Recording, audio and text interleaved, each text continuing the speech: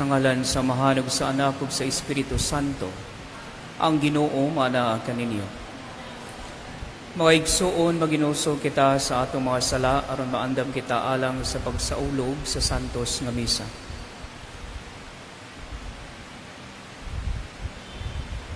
Ikaw nga gipadala aron pag-ayo sa mga maynusulon, Ginoo kaluy kami. Ginoo kaluy kami. Ikaw nga miani aron pagtawag sa mga makasasala, Kristo kaluy kami. Kristo kaluy kami. Ikaw nga nagalingkod sa tuo sa Amahan aron pagpangama alang kanamo, Ginoo kaluy kami. Ginoo kaluy kami. Kaluyan unta kita sa Dios nga magkagagahom sa tanan ug pasayloon sa ato mga sala, dadun unta kita niya ngadto sa kinabuhing dayon.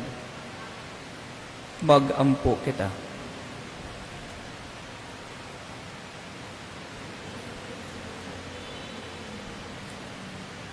O Mahan, gitawag mo ang imong mga anak aron maglakat sila diha sa kahayag ni Kristo. Lawas sa kami sa kangit-ngit ug bantay kami diha sa kasanag sa imong kamatuoran. Kina among ipangayo pinagi sa among Ginoong Jesucristo imong anak, nga buhi ug hari uban kanimog sa Espiritu Santo, Dios hangtod sa kahangturan.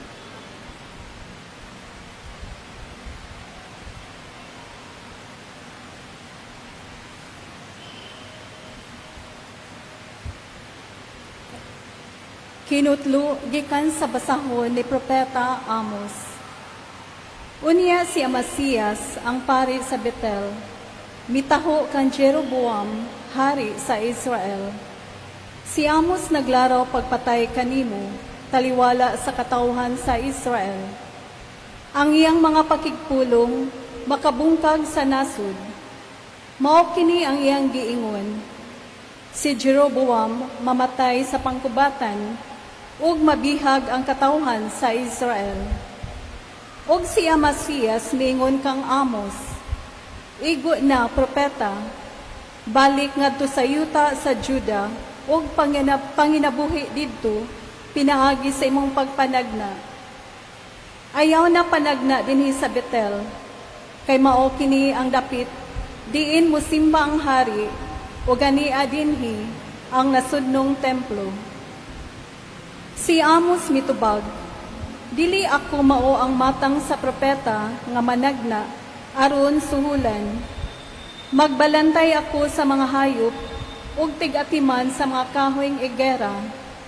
Apan gikuha ako sa Ginoo gikan sa akong pagkamagbalantay sa karnero ug gisugo ako pagsulti ngadto sa iyang katawhan, ang Israel. Busa pamati kamo sa isulti sa Ginoo. Gididaan mo ako sa pagwali batok sa katawhan sa Israel ug sa mga kaliwat ni Isaac. Tungod kay miingon ka man ni Ana, Amasias, ang Ginoo nag-ingon kanimo, ang imong asawa mahimong daotang babayi diha sa syudad, ug ang imong anak mamatay sa panggubatan. Mabahin-bahin ang imong yuta ug ihatag sa laing mga tao. Ug ikaw mismo mamatay diha sa yuta sa mga pagano. Ang katawhan sa Israel mobihag ngadto sa laing nasod. Ang pulong sa Ginoo.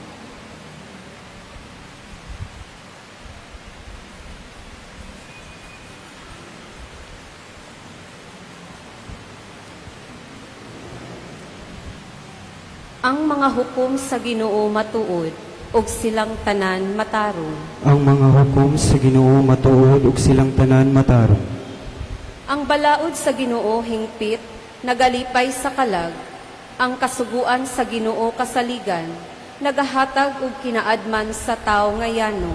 Ang mga hukom sa Ginoo matuod ug silang tanan matarong.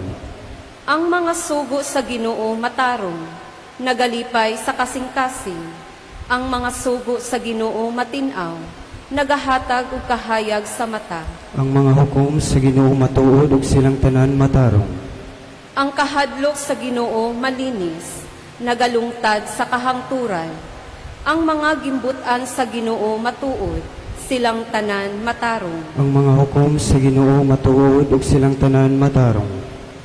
Labaw sila kabililhon kay sa bulawan, labaw sa usa ka pudyot sa labing lunsay nga bulawan, mas matamis usab kaysa anibal o sa dugos gikan sa kaba. Ang mga hukom sa Ginoo matuod ug silang tanan matarong.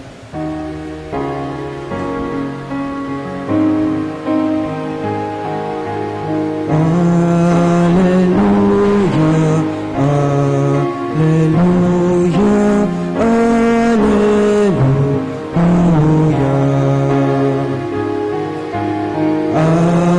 Alleluia, alleluia, alleluia. Dalaygon ikaw, o Amahan, Ginoo sa langit ug sa yuta, kay gipadayag nimo sa mga gagmay ang mga misteryo sa gingharian. Alleluia. Ang Ginoo manaa kaninyo. Pagbasa gikan sa Santos nga Ebanghelyo sumala ni San Mateo. Misakay si Jesus sa usa ka sakayan ug mibalik pagtabok sa lanaw ug miabot sa lungsod niya. Ug may usa ka paralitiko nga naghigda sa duyan, nagihatod sa pipila ka tawo ngadto kaniya.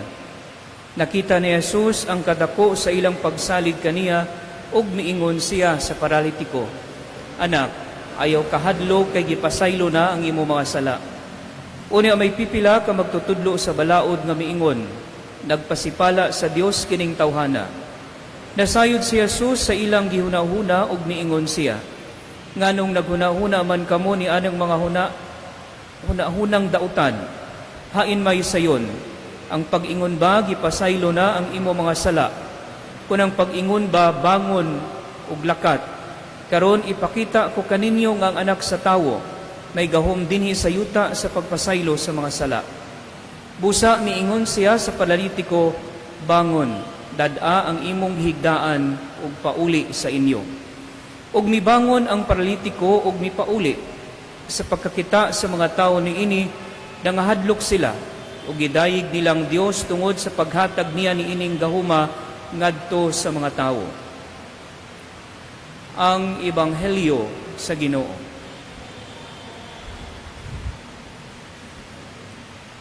Mga igsuon, ang atong Ebanghelyo karon pwede ni nato ma-relate kung unsa man ang panghitabo karon sa atong palibot.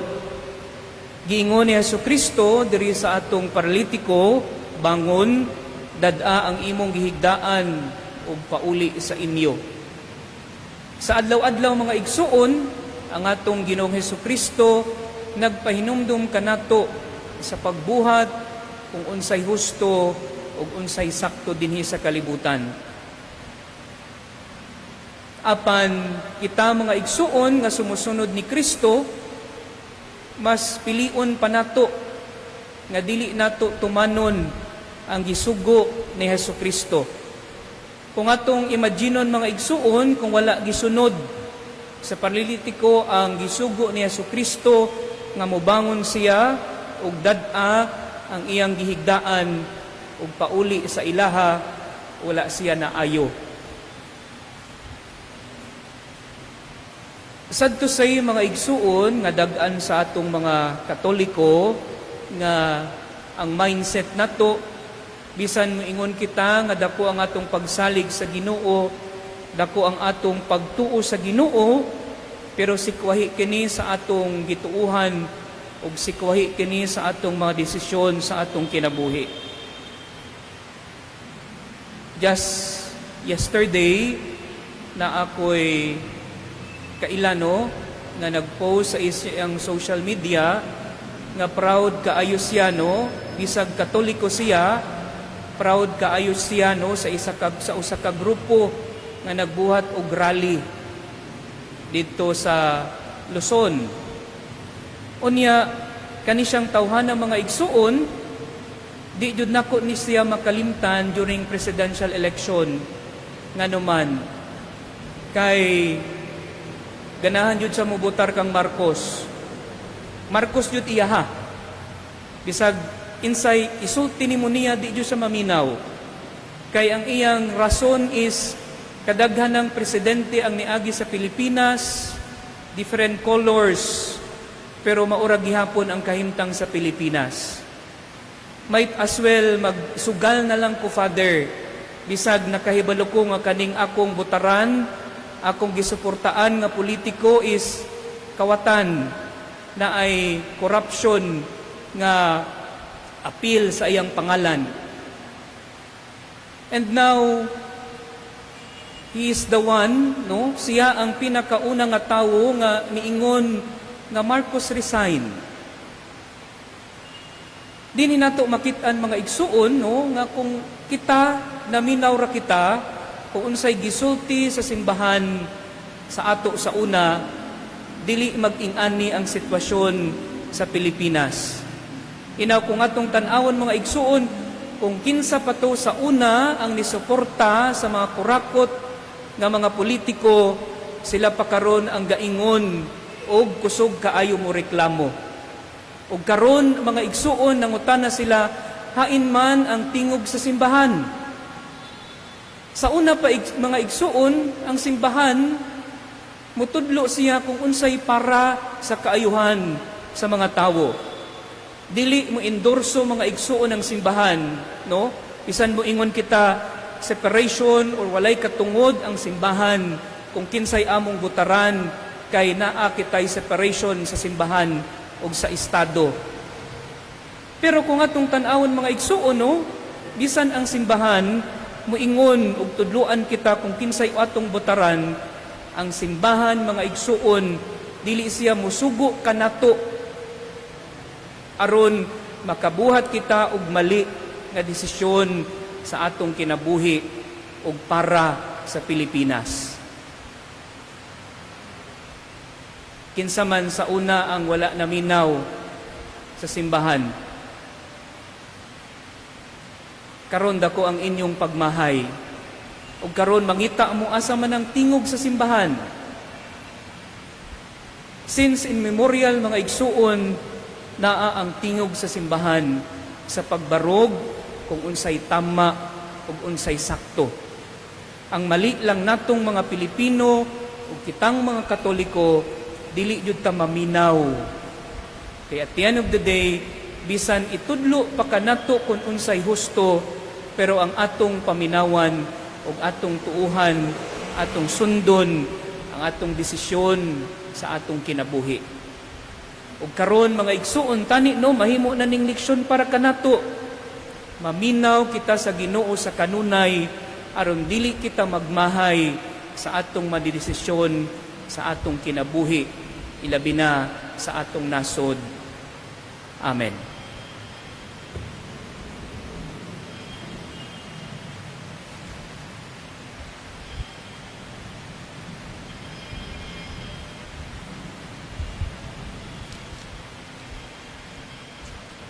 Palihog manindog. Uban ang tumang pagsalig sa mga kahigalaan sa paralitiko, dadto nato ngadto sa Ginoo ang mga panginahanglan sa simbahan ug sa kalibutan. Moingon kita, Ginoo, pamatia ang among pagampo. Ginoo, pamatia ang among pagampo. Nga ang simbahan sa Dios kanunay maghago sa pagtuman sa makaluluwas nga misyon ni Kristo, pinaagi sa pagpasaylo sa mga sala. Magampo kita sa Ginoo. Ginoo, pamatia ang among pagampo. Nga ang mga kaparian nga nagsaulog sa sakramento sa pakighiuli, kanunay mupakitag kaluoy ug pagsabot ngadto sa mga mahinulsulon. Magampo kita sa Ginoo. Ginoo, pamatia ang among pagampo. Nga sa kanunay andam unta kitang mupasaylo sa uban, kay nakaamgo man kita nga maukini ang giambitang katungdanan natong tanan nga nagsunod kang Kristo. Magampo kita sa Ginoo. Ginoo, pamatia ang among pagampo. Nga ang mga masakiton ug sila nga adunay kabilinggan, makakitag kahupayan ug paglaom diha sa ilang mga giantos. Magampo kita sa Ginoo. Ginoo, pamatia ang among pagampo.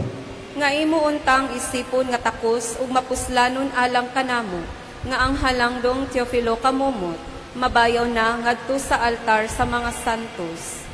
Magampo kita sa Ginoo. Ginoo, pamatia ang among pagampo. Nga ang tanang nangamatay, makaambit sa tunhayng kalinaw ni Kristo. Magampo kita sa Ginoo. Ginoo, pamati ang among pagampo. Langit ng Amahan, nagpasalamat kami kanimo tungod sa kapasaliuan nga imong gipakita kanamo pinagi sa imong anak. Kami usab unta maantigong mo pasaylo kanilang tanan nga nakapasilo kanamo kinamong gipangayo pinagi ni Kristo among Ginoo. Amen.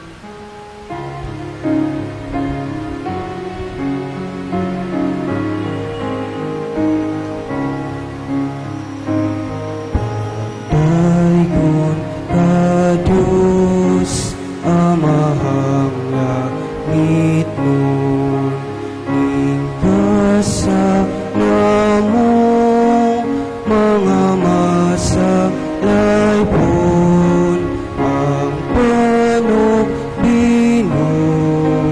naabot sa'yo ka, ginamasa kamot sa tawo.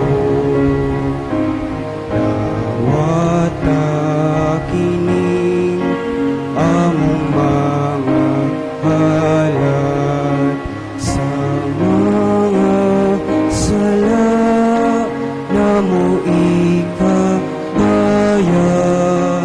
ang lawas dugo ni Jesus among Diyos, kinabuhi ihalat sa krus.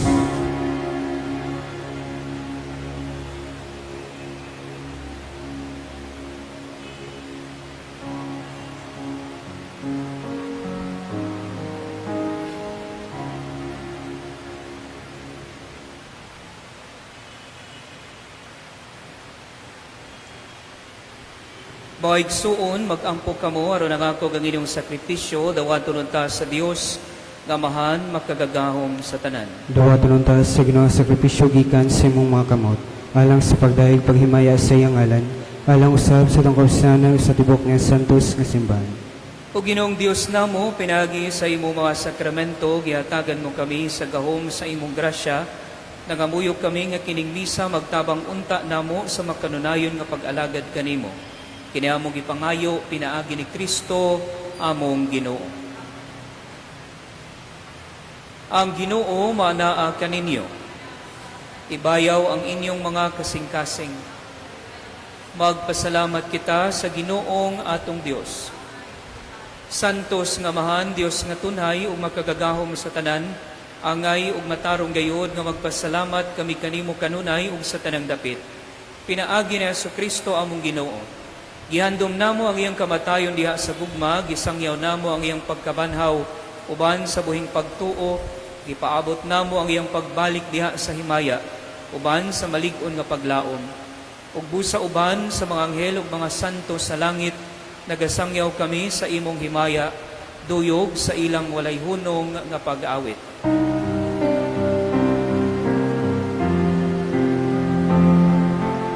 Santo, Santo, Santos nga Ginoo, Diyos sa kagahuman,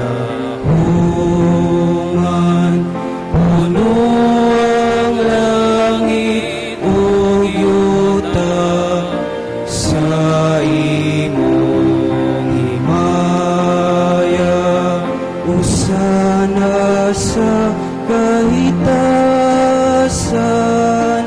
daigon ang nagaani sa ngalan sa Ginoo, usana sa kahitasan.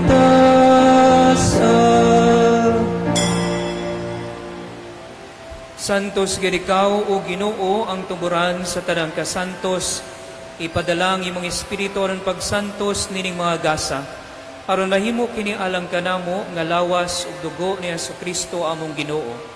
Sa pagpasakit sa iyang kaugalingon, mikuha siya og pan, mipasalamat kanimo, mipikas ug mihatag ni ining ngadto sa iyang mga tinun-an ug miingon. Dawata kini ninyo nga tanan ug kan-a, kay kinimo ang akong lawas nga itugyan alang kaninyo.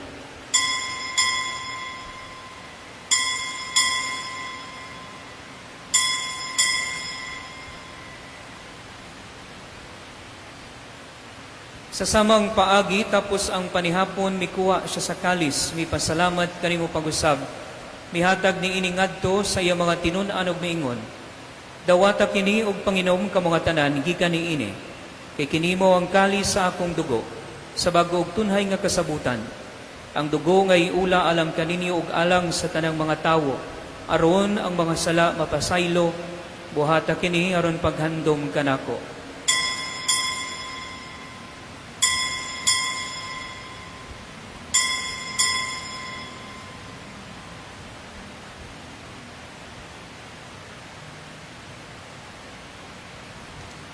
Kini ang misteryo sa pagtuo. Si Kristo namatay, si Kristo nabanhaw, si Kristo mubalik ngani. Aron paghandom sa kamatayon ug pagkabanhaw ni Jesucristo, nagahalad kami kanimo Amahan, nilingpan sa kinabuhi ug kalis sa kaluwasan. Nagapasalamat kami kanimo tungod kay imo kaming giisip nga ngayan nga maatubang ug moalagad kanimo. Imo nga kami nga mga lawat sa lawas ug dugo ni Kristo bag kahiusa diha sa Espiritu Santo. Hinumdumi Ginoo ang imong simbahan sa tibuok kalibutan. Himoa nga mahingpit kami diha sa gugma. O Banileo among Santo Papa ni Alberto among obispog sa tanang mga pari. Hinumdumi usab ang amo mga igsuon nga nangamatay. Malaumon nga mabanhaw sila. Ug ang tanang nangamatay diha sa imong kaluoy. Dadaa silang tanan sa pagsudong sa kahayag sa imong nawong. Kaluyi kaming tanan. Himoa kaming angayan nga makaambit sa kinabing tunhay uban ni Maria, ang inahan nga ulay sa Dios, ang Nuestra Señora del Carmen na Limpia, uban ni San Jose iyang bana, uban sa mga apostoles ug sa tanan nga mga santos nga nagatuman sa imong kabubuton latas sa katuigan, uban kanila, amo ikaw nga daygon ug amo ikaw nga himayaon, pinaagi ni Jesucristo imong anak. Pinaagi kaniya, uban kaniya, ug diha kaniya, gihatag nganha kanimo makagagahom nga Amahan. Diha sa kaiusa sa Espiritu Santo, ang tanang dungog ug himaya, hangtod sa kahangturan. Amen. Karon magampo kita sa Amahan, atong gamiton ang mga pulong pagitudlo kanato sa atong manunubos.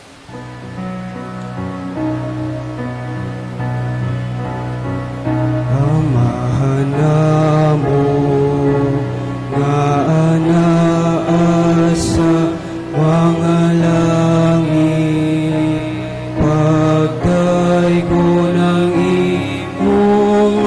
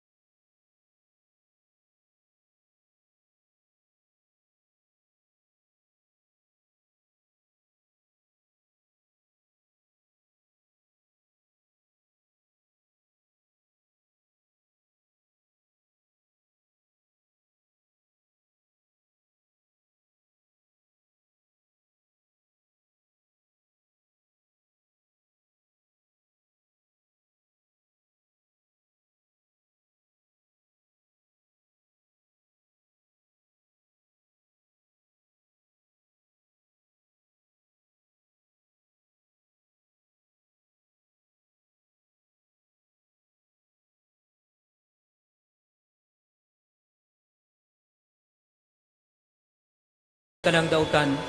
Natagi kami sa kalinaw ni ining panahuna, aron tinabangan sa imong kaluoy, mahalikay kami kanunay sa sala. Ug mahilayo sa tanang kasamok, samtang nagapaabot kami nga malaumon sa pagbalik ni Jesucristo among manunubos. kay mo man naging harian ang kaumugang himaya, hangtod sa kahangturan. Ginoong Jesucristo, nagingon ka sa imo mga apostoles, ang kalinaw ibilin ko kaninyo, ang akong kalinaw ihatag ko kaninyo. Ayaw tanawa nga amo mga sala, kundi lang pagsalig sa imong simbahan, og sibo sa imong kabubuton, Atagi kami sa imong kalinaw o kay usa, ikaw nga buhi ug hari hangtod sa kahangturan. Ang kalinaw sa Ginoo sa kanunay maanaa kaninyo. Ipakita ta ang pag-inigsunay.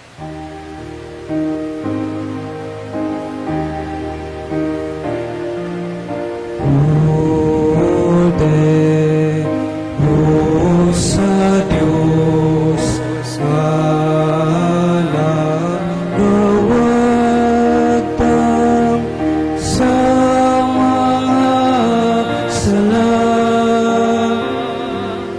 sa kalibutan.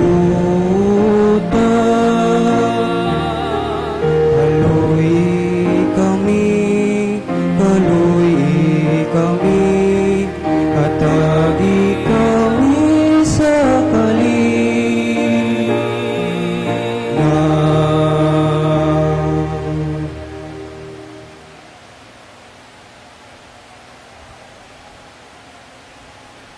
Kini mong kudero sa Dios nga nagawagtang sa mga sala sa kalibutan, bulahan ang gidapit alang sa panihapon sa Ginoo. Ginoo, dili ko angay na mukalawat kanimo apan pamulong mo lamang o mamaayo ako.